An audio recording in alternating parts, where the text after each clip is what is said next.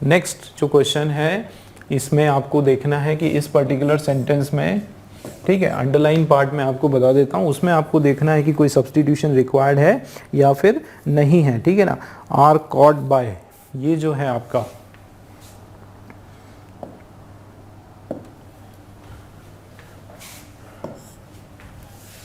इसमें आपको देखना है कि कुछ एरर है, सब्स्टिट्यूशन रिक्वायर्ड है या फिर ऑल करेक्ट है, ठीक है, नो सब्स्टिट्यूशन। देख लेते हैं। देखो, the commander of the ship as well as the crew are caught by the storm. Okay, तो are caught by the storm, तो चलिए, तो इसमें आपका एरर तो है। मैं आपको एक रूल बता देता हूं जो मैंने पहले भी आपसे डिस्कस किया था। रूल क्या है दोस्तों हमारा, आपके एक तो है आपका नाउन वन, ठीक है ना, नाउन वन, उसके बाद एज वेल एज या फिर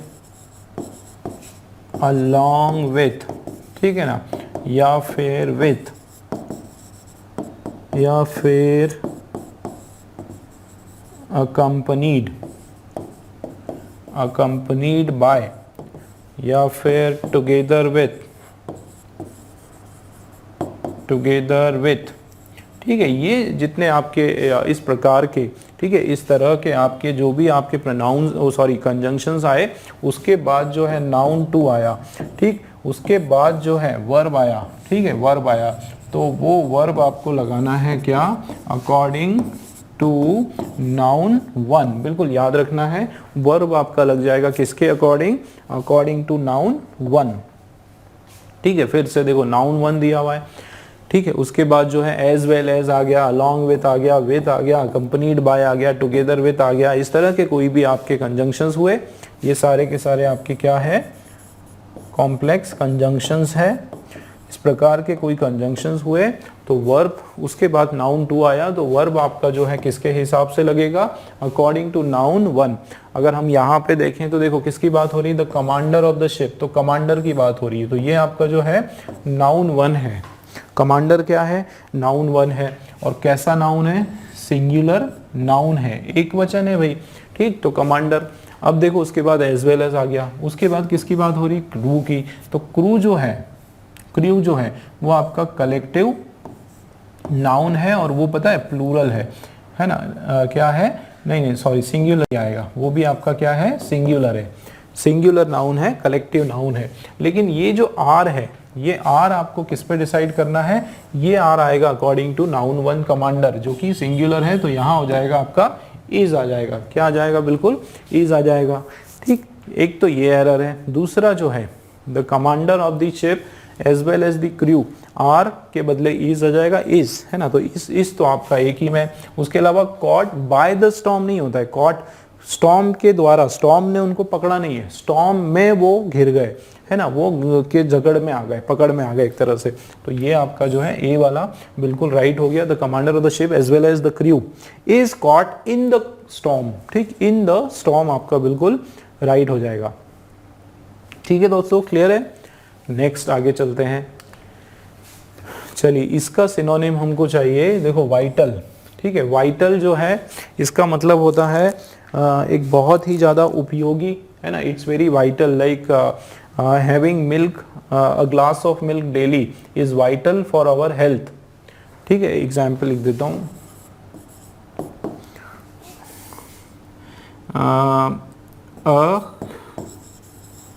a glass of milk is vital for the healthy body, ठीक है, फॉर दी हेल्दी बॉडी। एक गिलास जो मिल्क है वो बहुत वाइटल होता है, किसके लिए, हेल्दी बॉडी के लिए। मतलब क्या होता है, जरूरी होता है, मतलब इंपॉर्टेंट होता है, ठीक है, इंपॉर्टेंट होता है, या फिर नेसेसरी होता है, ठीक है, नेसेसरी होता है, या फिर असेंशियल होता है। क्या होता है, असेंशियल होता है, जरूरी होता है, ठीक है ना, तो ये सारा आपका आ जाएगा, मतलब असेंशियल जो है वो आपका राइट सिनोनिम है, ठीक है। बाकी के जो है इनसिग्निफिकेंट, नीडनेस, ट्राइवियल, ये सब के सब जो है ना, ये इसके क्या है, एंटोनिम्स है, उसके अपोजिट है,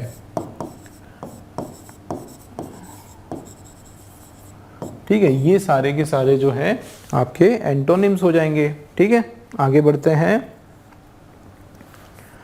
चलिए। तो हाँ, नेक्स्ट क्वेश्चन आपका रॉन्गली स्पेलिंग। चलिए, एक स्पेलिंग जो है हमारी इसमें रॉन्ग है, देखते हैं कौन सी स्पेलिंग रॉन्ग है। देखो क्या लिखा है, रिसीव। रिसीव मतलब प्राप्त करना, RECEIVE, रिसीव, ठीक है, बिल्कुल करेक्ट है। प्राप्त करना, ये स्पेलिंग आपकी बिल्कुल राइट है। ग्रीव, ग्रीव का मतलब होता है तकलीफ, है ना, पेन। क्या होता है, पेन या तकलीफ, ये भी बिल्कुल करेक्ट है। बिलीव, बिलीव का मतलब होता है भरोसा होना, ठीक है, भरोसा, तो ये भी बिल्कुल बराबर है। ये स्पेलिंग रॉन्ग है, ACHE, अचीव, अच्छा, ये भी स्पेलिंग राइट है, ये स्पेलिंग भी राइट है दोस्तों, ठीक है। तो यहाँ पे गड़बड़ क्या हो गई, क्वेश्चन में एरर आ गया, ठीक है, क्वेश्चन में एरर आ गया। एक्चुअल में ये जो स्पेलिंग आपकी थी, ये वाली थी, ACHEIVE, ये स्पेलिंग थी जो कि रॉन्ग स्पेलिंग थी, ठीक है ना। तो उसमें क्वेश्चन में एरर आ गया, स्पेलिंग सारी करेक्ट हो गई, मतलब आपका ये जो आंसर है ये नो एरर, इसमें कोई एरर यहाँ पर नहीं है, ठीक है ना, नो एरर का क्वेश्चन है।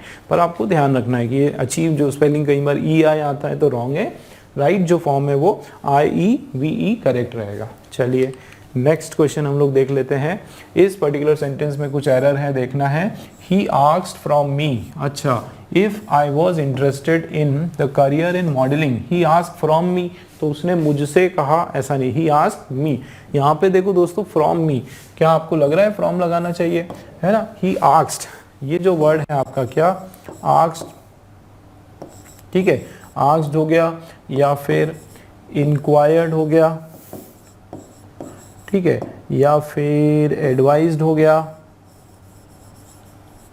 या फिर इंस्ट्रक्टेड हो गया, ठीक है, इंस्ट्रक्टेड हो गया, ठीक है, या फिर ऑर्डर्ड हो गया, क्या हो गया, ऑर्डर्ड हो गया, ठीक है, या एक्सक्लेम्ड हो गया।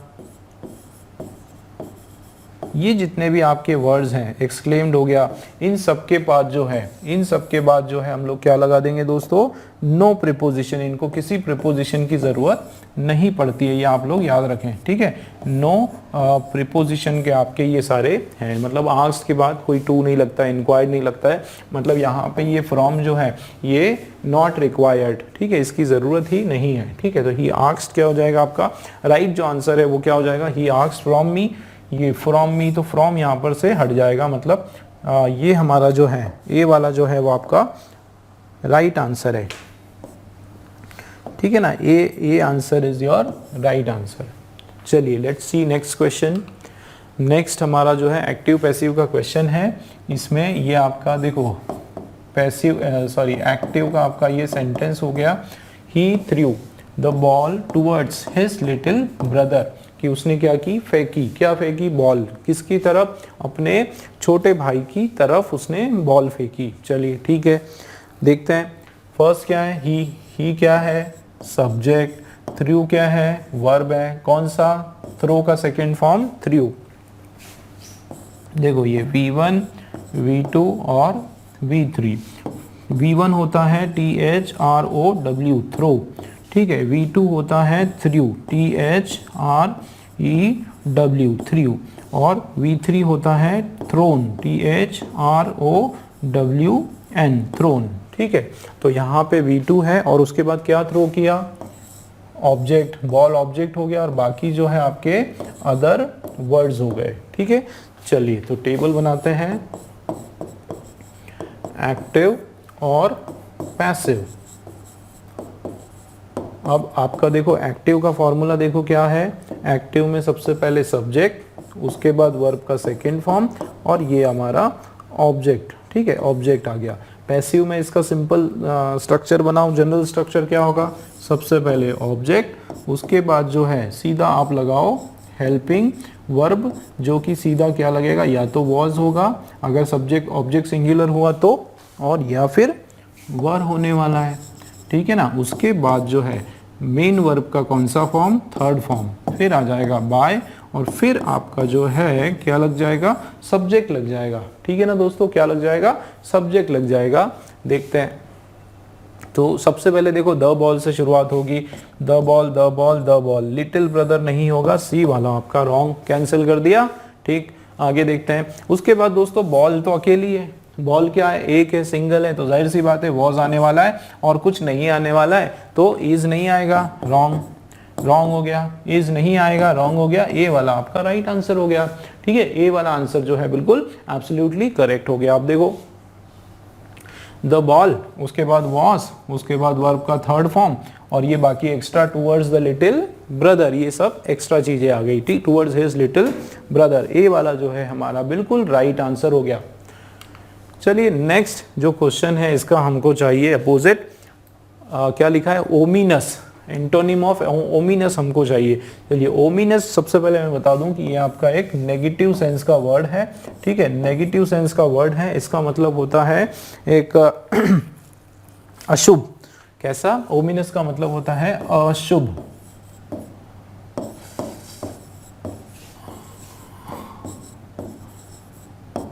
ठीक है, अशुभ हो गया, या फिर और क्या बोल सकते हैं उसको,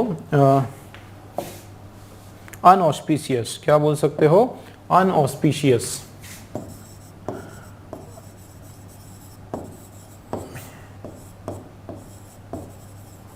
ठीक है, अनऑस्पिशियस, या फिर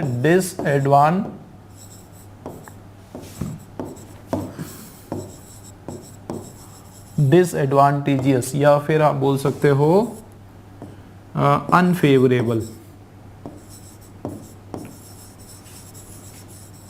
है ना, जो फेवरेबल नहीं हो, जो हमारे एक तरह से पॉजिटिव नहीं हो, एकदम अशुभ के सेंस में हो, तो इसका जाहिर सी बात है इसका एंटोनिम कोई पॉजिटिव वर्ड होगा, कौन सा होगा, ऑस्पिशियस, है ना। ऑस्पिशियस का मतलब होता है शुभ, बिल्कुल शुभ अवसर, है ना, या फिर आपका एडवांटेजियस,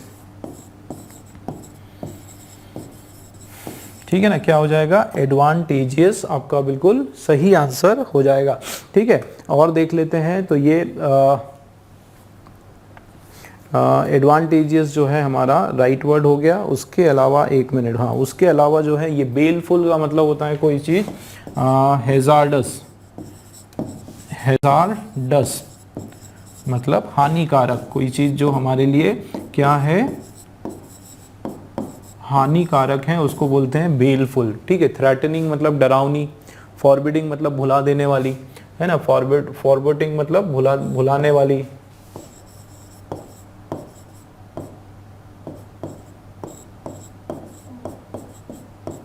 है ना, या फिर थ्रेटनिंग मतलब डरावनी,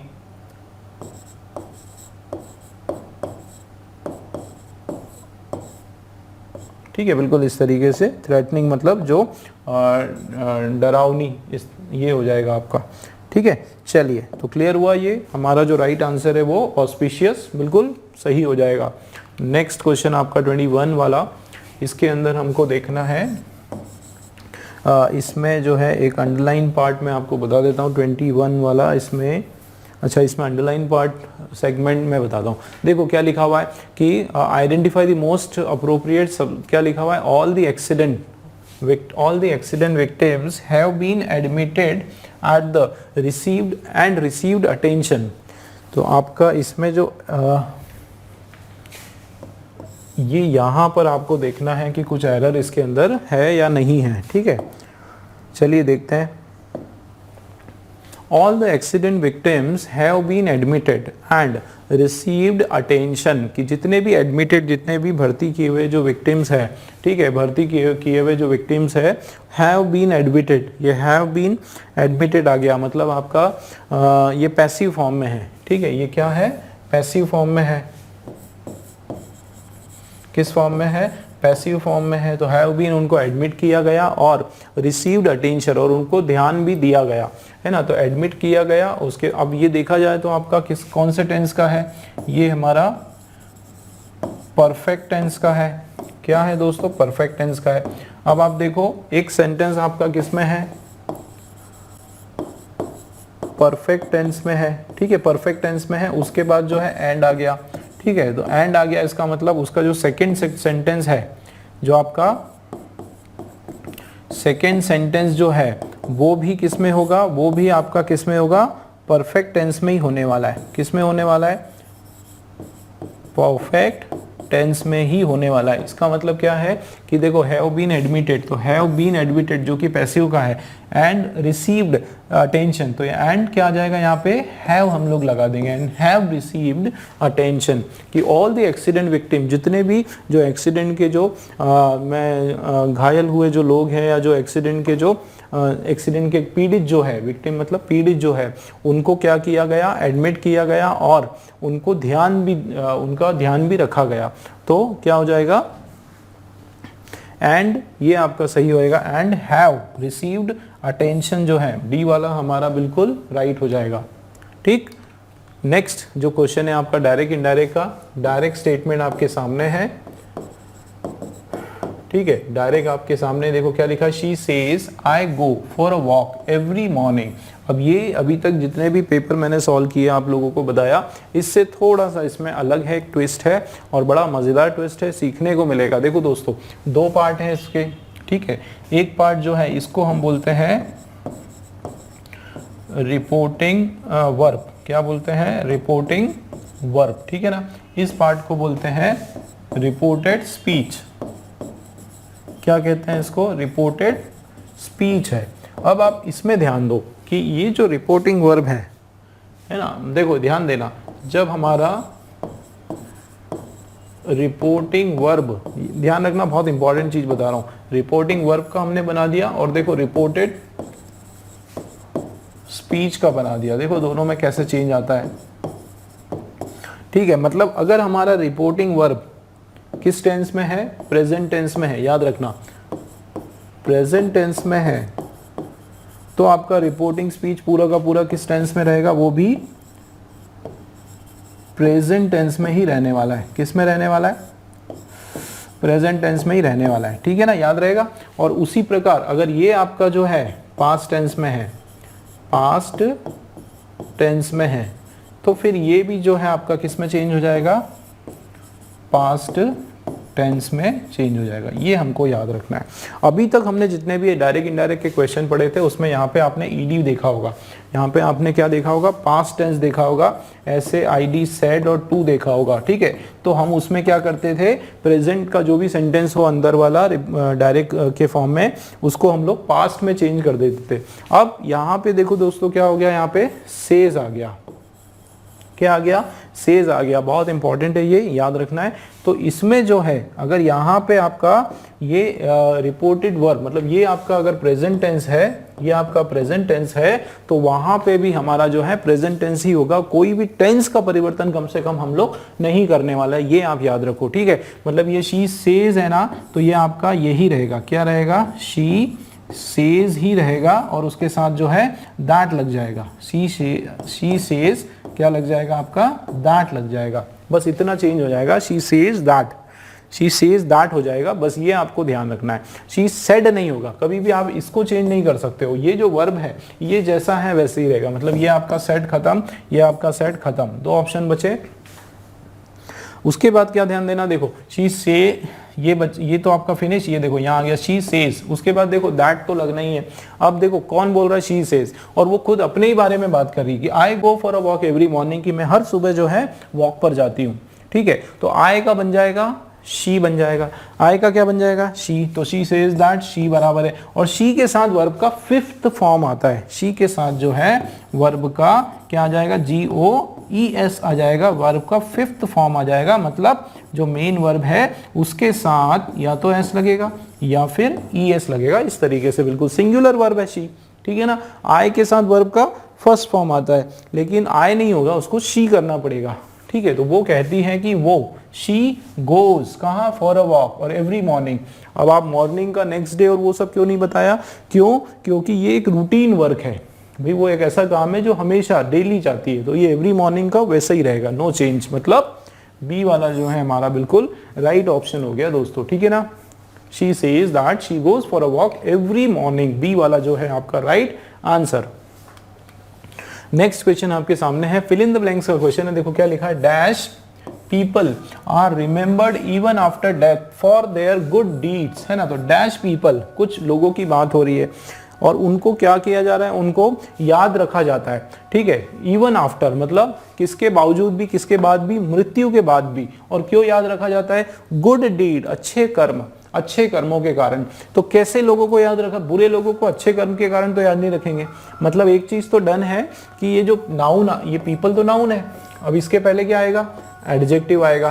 क्या आने वाला है, एडजेक्टिव। और कौन से सेंस का एडजेक्टिव आएगा, पॉजिटिव सेंस का, ठीक है ना। कौन से सेंस का, पॉजिटिव का। क्यों, क्योंकि यहाँ पे यही बताया जा रहा है कि ऐसे लोग जो है जो अच्छे कर्म करते हैं उनको उनकी मृत्यु के बाद भी जो है याद रखा जाता है, ठीक है ना। तो पॉजिटिव सेंस का वर्ड आने वाला है। तो देखो इसमें दोस्तों जो है ये जो वर्ड है विशियस, है ना, या फिर विशियस का मतलब होता है क्रूअल।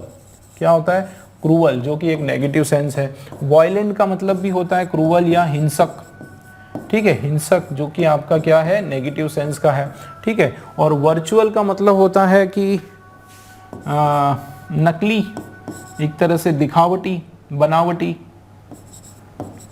नकली या फिर बनावटी, ठीक है, बनावटी लोग। मतलब एक तरह से ये भी आपका क्या है, एक नेगेटिव सेंस का है। तो पॉजिटिव सेंस का होता है केवल एक, क्या, जो कि है वर्चुअस। और क्या मतलब होता है इसका, वर्चुअस पीपल जो है वो आपका बिल्कुल राइट हो जाएगा। वर्चुअस का मतलब होता है एक हाई मॉरल स्टैंडर्ड, है ना। People with high moral standards, जिनकी मॉरल वैल्यूज जो है, उनके जो हाई सिद्धांत होते हैं, उनके जो स्टैंडर्ड्स होते हैं, वो कभी दूसरों का नुकसान नहीं पहुंचाते, कभी दूसरों को हानि किसी प्रकार की नहीं पहुंचाते। ऐसे जो लोग हैं ये आपका बिल्कुल जो है पॉजिटिव सेंस का आपका ये वर्ड हो गया वर्चुअस। तो वर्चुअस जो है हमारा बिल्कुल राइट आंसर हो जाएगा, ठीक है ना दोस्तों। चलिए, तो नेक्स्ट हमारा जो है रीअरेंजमेंट का क्वेश्चन है, वापस से जंबल का क्वेश्चन है, ये अरेंज का आपका ये क्वेश्चन है। देखिए सबसे पहले हमको देखना है स्टार्टर, ठीक है, या फिर पेयरिंग। दोस्तों हम लोग ना इसके अलावा भी, जैसे बीच में भी अगर आप पढ़ रहे हो और आपको लग रहा है कि यार दो सेंटेंस जो है एक के बाद एक आना ही है, उसकी पेयरिंग बन रही, तो आप डायरेक्ट भी कर सकते हो। मतलब इस मेथड के अलावा भी आप ट्राई मार सकते हो, बिना पूरा सबको पढ़े और समझे भी कर सकते हो। देखते हैं, देखो क्या लिखा है, as a result he had gotten into a million activity and hobbies की इस एज अ रिजल्ट किसके कारण, तो ये रिजल्ट की बात हो रही है, मतलब ये तो एंडिंग में होना चाहिए। ये हमारा स्टार्टर नहीं है, ये हमारा कैंसल, ये स्टार्टर नहीं होगा। 10, ये देखो ये भी कंक्लूजन की बात हो रही है, एंडिंग में बात होना चाहिए। हिज पेरेंट जो है were now reluctant to spend any more money on his hobbies, की अब जो है उसके पेरेंट वो रिलक्टेंट मतलब बिल्कुल इच्छुक नहीं है, वो नहीं है क्या, पैसा स्पेंड करना इसकी हॉबीज पर। तो ये भी हमारा एक तरह से कंक्लूजन हो रहा है। तो बी हमारा स्टार्टर नहीं है, बी से स्टार्ट नहीं करेंगे। पता चल गया हमको कि सी हमारा स्टार्टर है। क्या है स्टार्टर, सी। अब देखते हैं पेयरिंग, या तो सी ए का पेयरिंग होना चाहिए या फिर सी और डी का पेयरिंग होना चाहिए। सी और ए का देखते हैं। देखो क्या लिखा जा रहा है, John hated finishing things almost as much as he loved starting them। ठीक है, क्या बोला जा रहा है कि जॉन जो है वो hated finishing thing, वो चीजों को जो है पूर्ण करने में उतना ही नफरत करता है जितना कि वो उनको स्टार्ट करते समय उनको लाइक करता है। इसका क्या मतलब है कि जॉन की एक आदत है कि वो किसी कार्य को शुरुआत में तो बहुत एक्साइटेड रहता है, किसी चीज़ को शुरू करना है तो बहुत एक्साइटेड रहता है, बहुत जोश के साथ वो शुरू करता है, लेकिन उसको फिनिश नहीं करता है। फिनिश करने में उसको आलस आ जाता है और वो उसको बीच में ही छोड़ देता है उस कार्य को। ठीक है, अब उसके बाद देख लेते हैं क्या उसके बाद ए आएगा। एज अ रिजल्ट, जिसके कारण कि क्या होता है, he had gotten into millions of activities and hobbies, और जिसके कारण क्या होता है कि वो अपने आप को कई लाखों एक्टिविटीज अलग अलग कार्य में झोंक देता है। मतलब वो शुरू तो सब चीजें कर देता है और वो उसके साथ बहुत सारी चीजें उसके पास आ जाती है। आगे क्या, अच्छा सी और ए का हमारा लग रहा है, आगे बढ़ते हैं, डी भी देखते हैं। बट लेकिन he never stuck with any of them for a long, लेकिन जो है वो किसी भी एक के लिए बहुत ज्यादा टाइम तक उस पर नहीं टिकता, उसको कंटिन्यू नहीं रखता। तो देखो दोस्तों यहाँ पे बट आ गया। अब देखो एक बट का जो सेंस है वो पॉजिटिव और उसके जस्ट बाद नेगेटिव। अब देखो यहाँ पे क्या हो रहा है, ही had gotten into a millions of, वो काफी सारी एक्टिविटी में पार्टिसिपेट करता है, उसको चुन लेता है, लेकिन वो कभी भी उसको पूर्ण नहीं करता है ना। मतलब एक पॉजिटिव तो दूसरा नेगेटिव, मतलब ये आपका ए के बाद डी भी बिल्कुल राइट है ना। और बी भी आपका होगा कि 10, इसलिए जो है उसके पेरेंट्स जो है अब वो एक कोई इच्छा नहीं दर्शाते कि इसको इसकी नई नई हॉबीज के लिए और पैसा मुहैया कराया जाए। मतलब हमारा ए वाला जो है बिल्कुल राइट ऑप्शन है, ठीक है ना दोस्तों। ए राइट ऑप्शन है, बी भी आपका रॉन्ग हो जाएगा। पढ़े आप एक बार पूरा कि जॉन जो है hated finishing things almost as much as he love, कि वो उतना ही चीज़ों को फिनिश करना उससे नफरत करता है जितना कि वो शुरू करने में उसको मज़ा आता है, ठीक है। उसके बाद इसके कारण जो है कई सारी एक्टिविटी में अपने आप को वो पार्टिसिपेट इन्वॉल्व कर लेता है, लेकिन कभी भी उसको पूर्ण नहीं करता है। और इसके कारण जो है उसके पेरेंट्स जो है उन्होंने अब उसकी हॉबी पे खर्चा करना बिल्कुल बंद कर दिया, ठीक है दोस्तों। तो ए वाला हमारा बिल्कुल राइट ऑप्शन है। चलिए लास्ट हमारा जो क्वेश्चन है इसको देख लेते हैं। चलिए इसका एक अप्रोप्रिएट वर्ड हमको चाहिए। देखो क्या लिखा है, विलिंग टू बी गाइडेड और कंट्रोल्ड। ऐसे लोग जो चाहते हैं कि वो दूसरों के गाइड में आ जाए, दूसरों की बातों में आ जाए, जो दूसरों की बातों में आसानी से आ जाते हैं, ऐसे लोगों को या उसको क्या कहा जाता है, विलिंग टू बी गाइडेड और अप्रोच, है ना। क्या कहा जाता है उस चीज को, उसको कहा जाता है एमिनेबल, ठीक है। क्या कहा जाता है, एमिनेबल। इसका मतलब है विलिंग टू बी गाइडेड और कंट्रोल, जो आसानी से दूसरों के कंट्रोल में आ जाए। जैसे हिज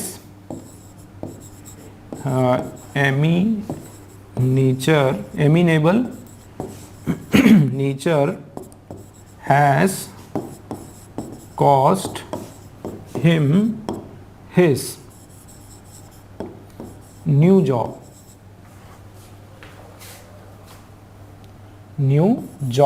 अब इसका क्या मतलब है कि ये जो नेचर है, एमिनेबल नेचर है, इसके कारण इसको अपना नया वाला जॉब जो है, नया जो काम है वो क्या करना पड़ा, गंवाना पड़ा। यहाँ पे कॉस्ट हिम का मतलब होता है गंवाना पड़ा, कि उसके ये इस तरीके का जो नेचर है कि आसानी से किसी की भी बात में आ जाना, उसके कारण जो है इसको नया वाला जॉब क्या करना पड़ा, गंवाना पड़ा, है ना। तो ये हो जाएगा। तो एडोरेबल का मतलब होता है चार्मिंग या लवेबल, चार्मिंग या फिर लवेबल, ठीक है, ये सेंस आ जाएगा। एडमेंट जो वर्ड है इसका मतलब होता है स्टबॉर्न या डिटरमाइन, स्टबॉर्न या डिटरमाइन।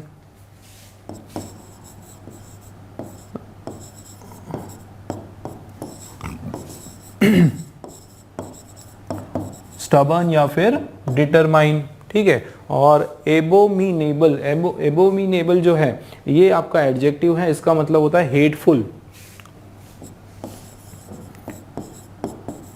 हेटफुल या फिर लोथसम, LOATHSOME, ठीक है। हेटफुल, नफरत योग्य,